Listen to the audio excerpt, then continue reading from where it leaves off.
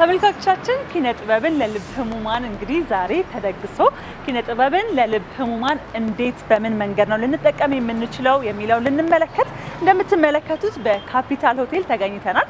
ዛሬ በወፍ በረር ቆይታችን ውስጥ ድግሶች አሉ፣ የተለያዩ እንግዶች ተጋብዘዋል። እንዲሁም ደግሞ የዚህ ፕሮግራም ዋና መስራችና አዘጋጅ ስለ ፕሮግራሙ በደንብ የሚያስረዳን የሚሆነው ወደ ውስጥ ገብተን ኪነ ጥበብን እንዴት ለልብ ህሙማን እንጠቀመዋለን፣ ምንድነው ዓላማው፣ ምን እየተሰራ ነው፣ ውስጥ እነማን አሉ ነው አብረን እንግባ።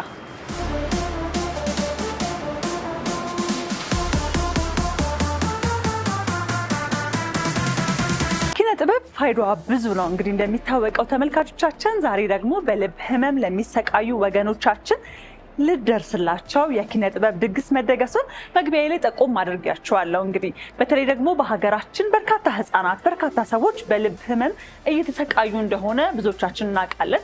በተለይ ደግሞ የልብ ህሙማን ማዕከል ስንሄድ ያለው ወረፋ፣ የሚሰቃዩ ሰዎች ብዛት እጅግ በጣም አሳሳቢ ነው። ስለዚህ ዛሬ የኪነ ጥበብ ፋይዳዋ ምንድን ነው የሚለውን አብረን በጋራ ገብተን የምንመለከት ነው የሚሆነው። በጣም ደስ ብሎኛል የኛ ጥበብ እዚህ ደረጃ መድረሱ፣ ለእነዚህ ለሰዎች የሚደርስን ትልቅ ፋይዳ ነው ማድረጉና ንግባ።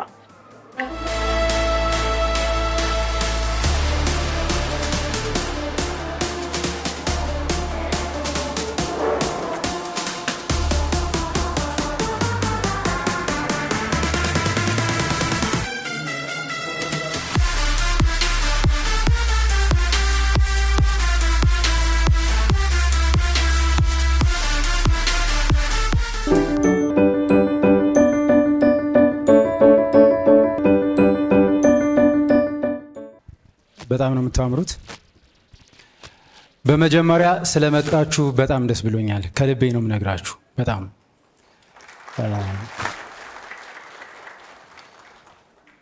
የምር እንደዚህ ድምቅ ብሎ ስፍት ብሎ በደንብ ሙልት ብሎ ሳየው በጣም ነው ደስ ያለኝና ከዚህ ውስጥ የተገኘ ደግሞ በሙሉ ጥሩ ልብ ያለው ሰው ነው ብዬ ስለማሰብ እጅግ በጣም አብዝቼ ነው የማከብራችሁ። እጅግ በጣም ነው የማመሰግነው።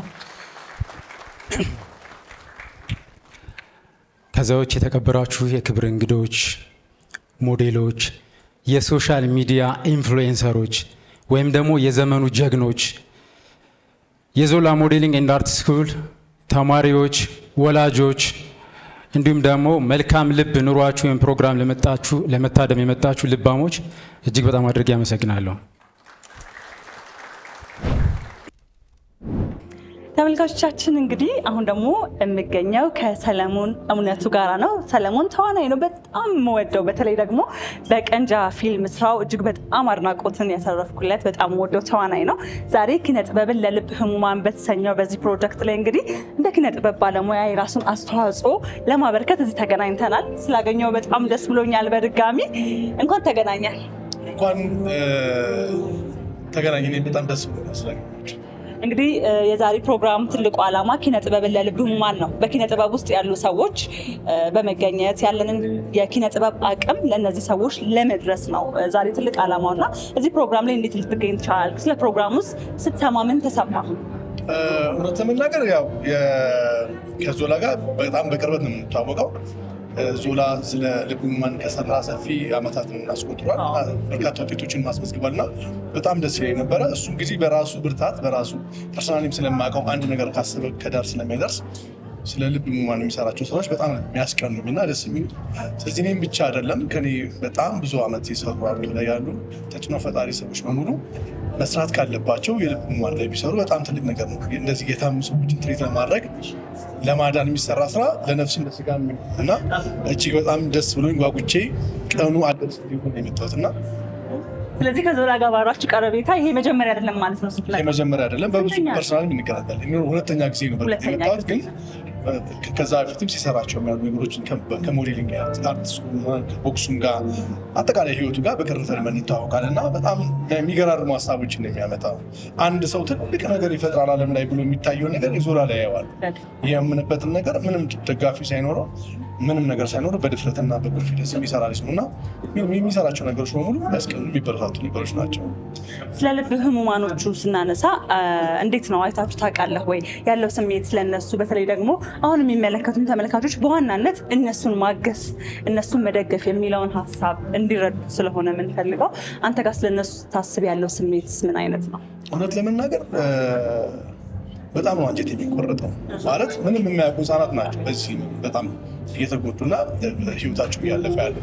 ያውም እያንዳንዳችን የሞዴል ዞላን ሩብ ያክል ወይም ደግሞ 1/10 1/20 ያክል ኮንትሪቢዩት እናደርግ ትልቅ ነገር ውጤት ይመጣል ብዬ አስባለሁ። ካልተባበርን ምንም ነገር የሚፈጠር ነገር የለም። አሁን ደግሞ ያዝነው ጊዜ በሙስሊም እህት ወንድሞቻችንም የረመዳን ጾም ነው፣ በኦርቶዶክስ እምነት ደግሞ የአብይ ጾም ነው እና ጾም ደግሞ የረሃብ አድማ ብቻ መሆን የለበትም። እንደዚህ አይነት በጎ አድራጎት የሚሰሩ ሰዎች መደገፍ፣ ሰው መሆን ብቻ የልብ ህሙማን ለማከም ንጹህ ልብ ብቻ ነው የሚፈልገው። ገንዘብ አይደለም፣ ታዋቂነት አይደለም፣ ሀብት አይደለም፣ ምንም ማለት ነው። ቅንነት ብቻ ካለ በእርግጠኝነት ከተባበርን ካገዝን ዞላን ከዚህ በላይ ህመማቸውን ማገዝ የምንችልበት መንገድ አለ እና የእነሱ ጉዳይ ሳስብ በጣም ሴንሲቲቭ ኢሹ ነው። መታገዝና መሰራት ያለበት ነው። ሁሉም ሰው በየፍርጫው፣ ሁሉም ሰው በየሚናው፣ አክተሩም፣ ተዋናኙም፣ አክቲቪስቱም፣ ሞዴሉም እና ሁሉም ሰው ባለሀብቱም፣ ድሃውም ማንኛውም ሰው የሆነና ንጹህ ልብ ያለው ሰው ይህንን ፓርት ማገዝ መቻል አለበት ብዬ ነው የማስበው።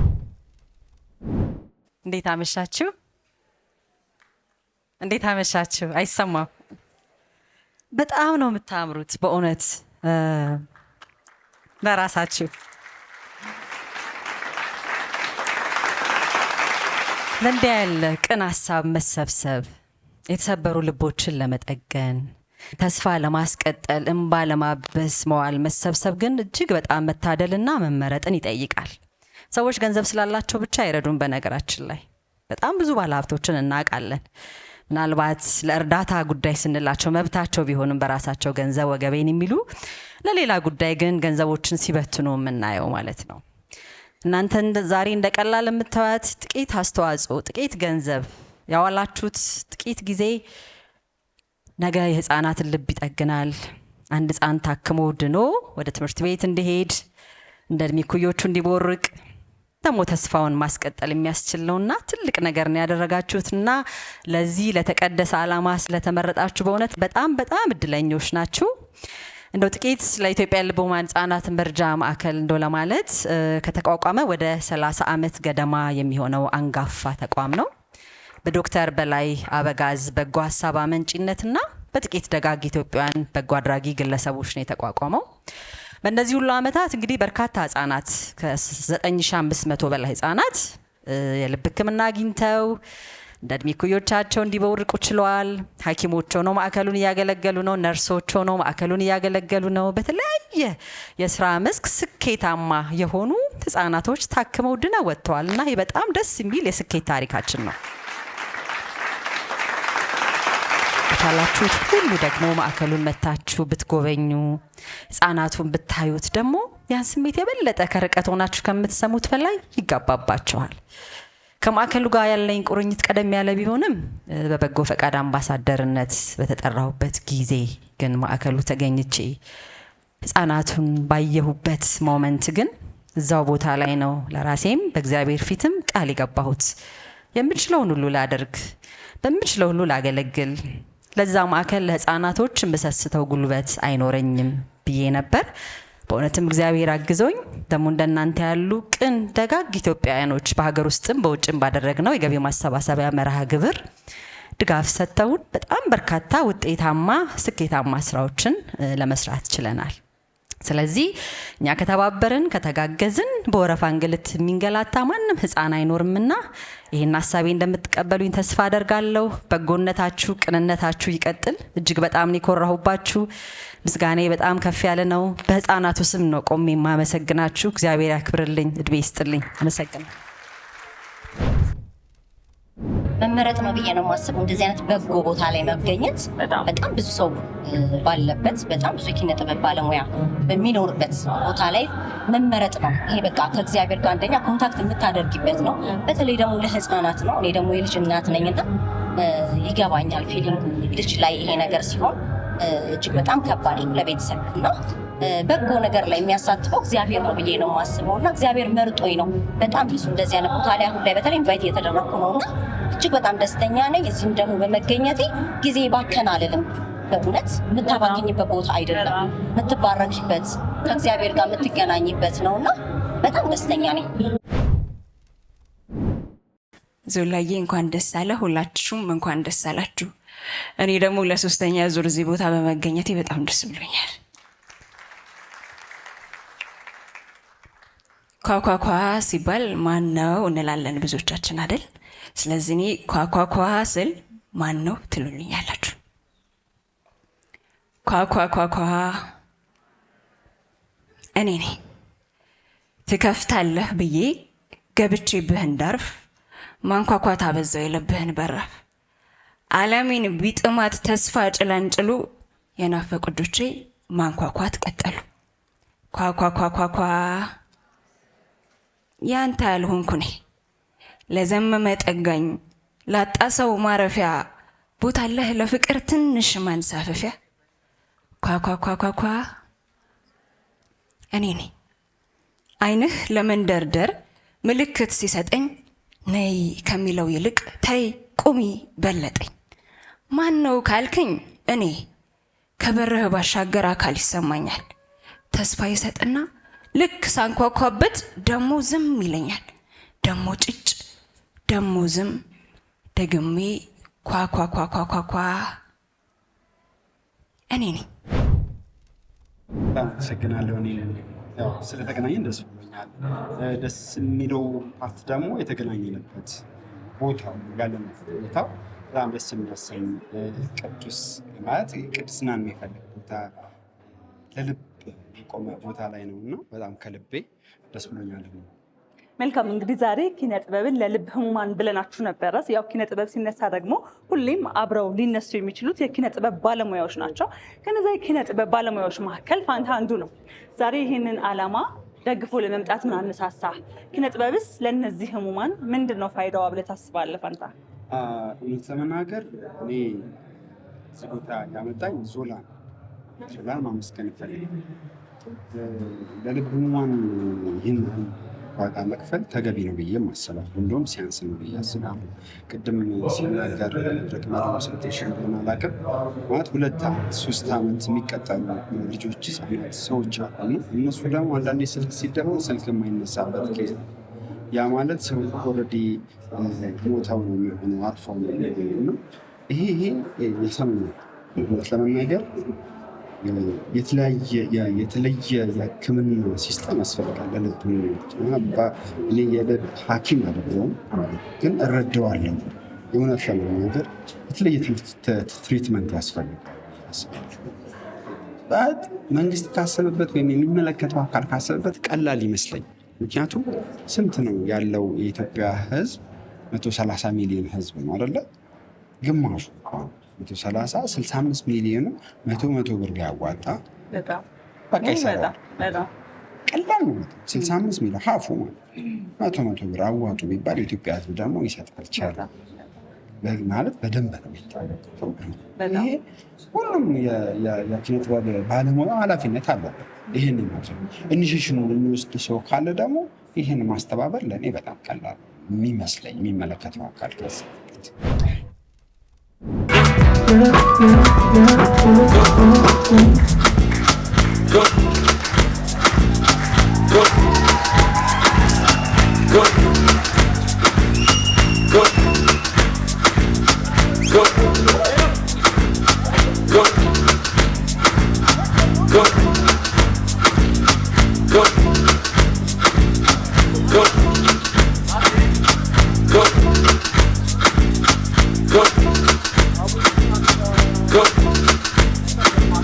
ቀደም ሲል የተካተላችኋቸው የዲዛይነር ጫልቱ ደረጀ ልጆች ናቸው። ከፍ ያለ ክብር ስጡልን። እናመሰግናለን። መልካም እንግዲህ ብዙ ተጭፏል፣ ብዙ ተብሏል ስለ ልብ ህሙማን። ይሄ ደግሞ የራሱን የሆነ የዛሬው ፕሮግራም ትንሽዬ አንድ አሻራ ያሳርፋል ብዬ አስባለሁ። በስተመጨረሻ ስለ ዞላ ሞዴሊንግ ስኩል እንምጣ። ደግሞ እስኪ ተማሪዎቹ እንዴት ያገኘሃቸው? ፋሽን ሾዋቸውን ሲያቀርቡ ነበረ እና የነበረክ ስሜት ምን ይመስላል? በጣም ገርሞኛል። በተለይ ህጻናቶቹ ያላቸው ኮንፊደንስ ሲቀጥል ያው ዞላም ጋር ፐርሰናል እንዳልኩ ስለምንታወቅ ዛሬ በስቴጅ ላይ ያዩዋቸው ሞዴሎች በጣም ነገ የሚያድጉት ከኢትዮጵያ አልፎ ደግሞ ኢትዮጵያን ወክሎ አገራችን የሚያስጠሩ ሞዴሎች እየወጣ እንደሆነ ይሰማኛል። ያዩዋቸው ልጆች የነበረው ሾው በጣም ገርሞኝ አፎኝ ከፍቼ ነው እስከመጨረሻው እያጨበጨብኩ ካየሁትኝ እና ህጻናቶች የነበራቸው ኮንፊደንስ፣ ሴቶችም ያላቸው ኮንፊደንስ እና እሱ ደግሞ ሞር ከውበት ብቻ ባሻገር ስነ ምግባራቸው ላይ ሰፊ የሆነ ነገር ስለሚሰራ ስነ ልቦናቸው ላይ ኮንፊደንሳቸው ላይ ስለሚሰራ በጣም ነው የኮራሁበት እና በጣም ደስ ብሎኛል ቴሌቪዥን አጋጣሚ። መልካም እንግዲህ በመጨረሻ ምናልባት እንኳን ደስ አለ እንዲሁም ቀረ የምትለው ይህም ለህዝቡ የምትለው ነገር ካለ እባክህ። ሞዴል ዞላ በዚህ አጋጣሚ እንኳን ደስ አለ የምለው ሞዴል ዞላ ነው። ለምንድን ነው ዛሬ በጣም ብዙ ፐርሰናል ስለምናወራ እንዳልኩሽ የሞዴሊንግ አርቲስቱ የኢትዮጵያ ማህበር መመስረት ይፈልግ ነበር እና አላወቀም ነበር እና ዛሬ ነው ሰርፕራይዝ የተደረገው እና እሱ እንደዚህ አይነት ሰዎች እንደዚህ ኢንካሬጅ ባረግሻቸው አገዩቅና በሰጥሻቸው ቁጥር አቅም በፈጠርሽላቸው ቁጥር ተረጂዎችን ለመደገፍ የሚያደርገው ጥረት የእሱ ራዕይና ድሪሙን እውን ለማድረግ የሚያስችለው ነገር ቆንጆ ስለሆነ በዚህ አጋጣሚ የሞዴል ዞላ ተማሪዎችንና ሞዴል ዞላን እንኳን ደስ ያለ ለማለት እፈልጋለሁ። አመሰግናለሁ። እኔም አመሰግናለሁ አክብራችሁ ለጠራችሁ። በጣም ነው የማደንቀው። ጎበዝ ነው፣ ማይደክመው ነው። ለብቻሽ አይደለም በማህበር እንኳን ተደራጅተሽ እንደዚህ አይነት ከባድ ነገሮችን ማንቀሳቀስ ከባድ ነው። ምክንያቱም ሁሉም ሰው ያለው ሰው ሁሉ ይሰጣል ማለት አይደለም። ለመስጠትም መሰጠት ይፈልጋል እና ሁሉም ሰጪ አይደለም፣ ሀብታም ሁሉ አይሰጥም እና እነዛን ቻሌንጆች ማለፍ እዚህ ጋር መድረስ አንድም ሰው ማሳከም ራሱ ትልቅ ነገር ነው እና እግዚአብሔር ብርታቱን ይስጠው ነው ብለው በጣም ትልቅ ነገር ነው ለእኔ። በጣም እንግዲህ ፕሮግራሙ ከውስጥ እየተደረገ ነው ተመልካቾቻችን። በዚህ አጋጣሚ ዲዛይነሮቹን፣ ሞዴሎቹን እንዲሁም ደግሞ የእነሱን ወግ የተሰራውን ልብስ እያንዳንዱን ውስጥ ያለውን ፕሮግራም እንዴት አገኘሽ? በጣም ነበር ደስ የሚሉት ከህፃናቶቹ ጀምሮ እስከ አዋቂዎቹ የሚያሳዩት ሾው በጣም ደስ ይላል። ዲዛይነሮቹ ልብሳቸውን በጣም ስናደንቅ ነበረ። ይበል የሚባል ነው። በዛ ላይ ደግሞ ከዲሲፕሊን ጋር ሲሆን ደስ ይላል። ህጎቹን ሰማ ነበር ቅድም እና በጣም ነው ደስ የሚለው። ሁላችንም ስራችንን ብናከብር የትኛውን ቦታ ላይ ከፍ ብለን መታየት እንችላለን። የትኛውን ባለሙያ ስነ ስርዓት ጋር ከዲሲፕሊን ጋር ሲሆን ሰክሰስፉል መሆን እንችላለን እና በጣም ነው ደስ ያለኝ። ተደስቻለሁ በጣም። እኔም ስላገኘሁሽ በጣም ደስ ብሎኛል። ቴንኪ ለሰጠሽኝ ጊዜ። ዞላ ጋር የተማሩ ልጆች ጨዋነት፣ ኢትዮጵያዊነትን በደንብ የተካበቱ ናቸውና ደስ ብሎኛል። በጣም ደስ ብሎኛል። እናመሰግናለን ፋንታዬ ስላስተያየት። ቴንክ ዩ።